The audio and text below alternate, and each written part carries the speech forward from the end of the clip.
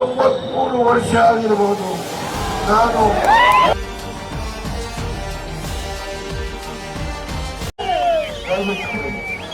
ನನ್ನ ರೈತರ ಹೊಟ್ಟೆಯ ಮೇಲೆ ಉಳಿದು ನಿಮ್ಮ ಸೌಧವನ್ನು ಕಟ್ಟಲಿಕ್ಕೆ ಡೆಲ್ಲಿಯಲ್ಲಿ ನೀವೇನು ಯಾರ್ಯಾರಿಗೆ ಏನೇನು ಭರವಸೆ ಕೊಟ್ಟು ಬಂದಿದ್ದೀರೋ ಮುಖ್ಯಮಂತ್ರಿ ಆಗಲಿಕ್ಕೆ, ಸಿದ್ದರಾಮಯ್ಯ ತೆಗೆದು ಮುಖ್ಯಮಂತ್ರಿ ಆಗಲಿಕ್ಕೆ ನೀವು ಯಾರ್ಯಾರು ಏನೇನು ಸಹಾಯ ಮಾಡ್ತೀನಿ ಅಂತ ಹೇಳಿ ಬಂದಿದ್ದೀರೋ ಆ ಸಹಾಯವನ್ನು ಮಾಡಲಿಕ್ಕೆ ಇಲ್ಲಿ ರೈತರ ಹೊಟ್ಟೆ ಮೇಲೆ ಹೊಡೆದು ಈ ಜಮೀನನ್ನ ಯಾರಿಗೆ ಕೈ ವ್ಯಾಪ್ತಿ ಮಾಡ್ತದೆ.